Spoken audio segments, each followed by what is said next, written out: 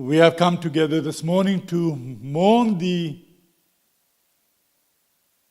expected, unexpected, yet the untimely passing of your father, your uncle, our brother and friend Petrus Johannes Lombaard, a.k.a. Barry.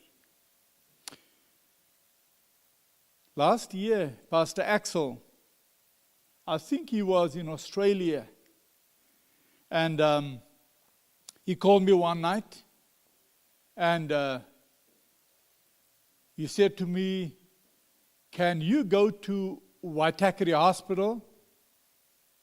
And I said, "Of course." And then he said, "Can you go to visit Mr. Barry Lombaard?" And then I said, "Absolutely." And then he said, "Can you go and do an anointing?" And I said, "Sure." You know, when somebody who's younger than you gives you a command, you always say, "Yes, sir."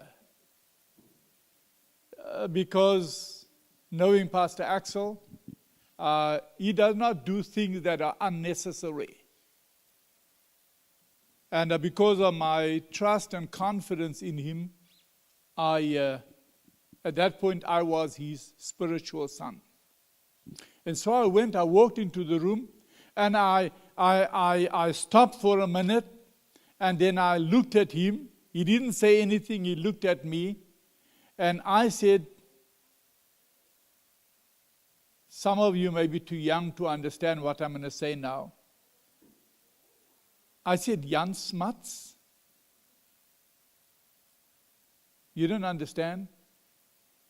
Probably one of the greatest statesmen ever was the Prime Minister of South Africa when I was, just after I was born.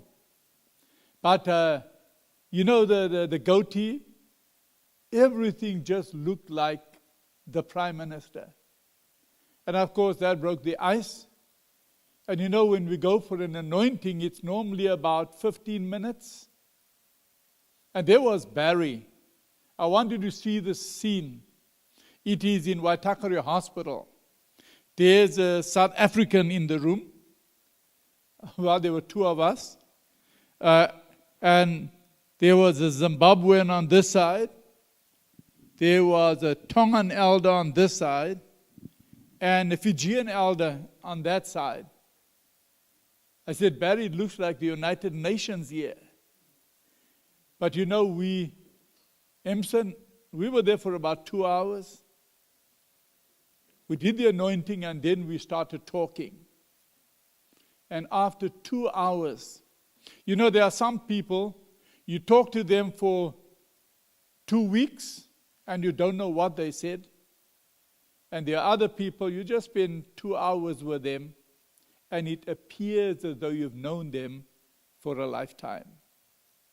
And so I'd like to share my condolences from my family to yours, from this church and all the sister churches to your family. I just want you to know what kind of a man your dad was.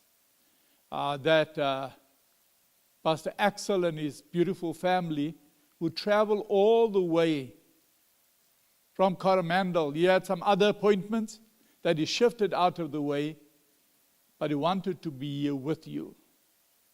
And those who came, thank you.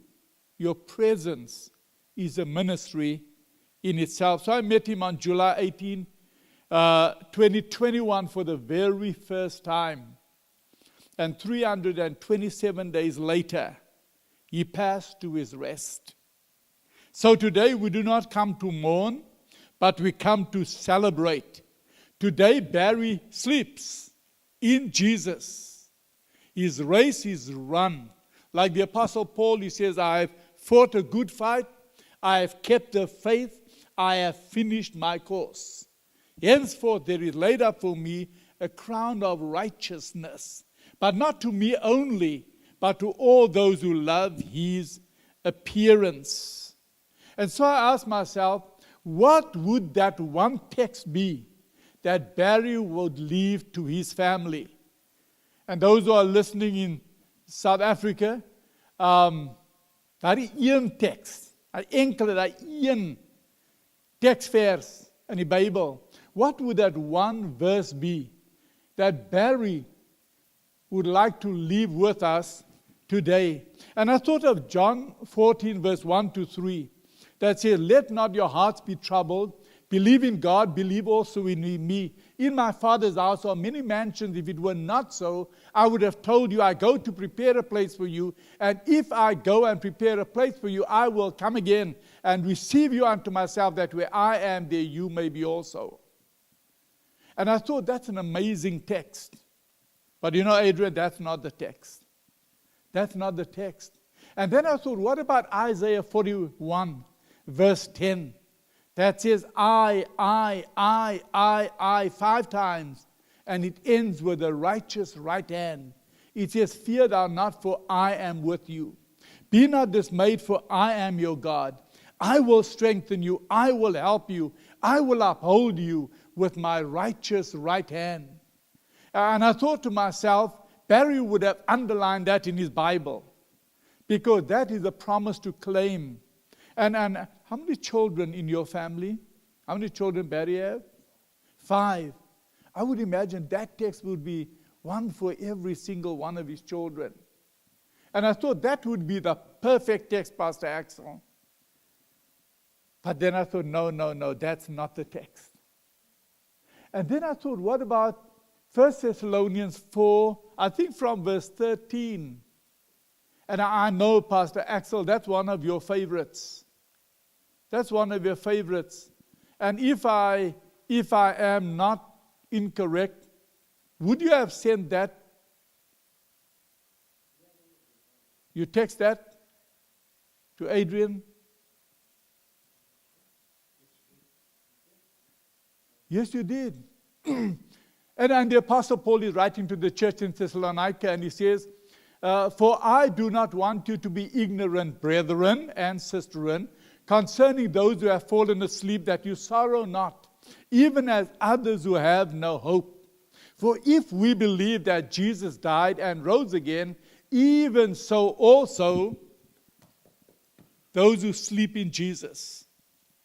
And then Paul goes on, and he speaks about the trumpet sounding, and the dead shall be raised incorruptible. And then he said, then we who are alive and remain shall be caught up together with them to meet the Lord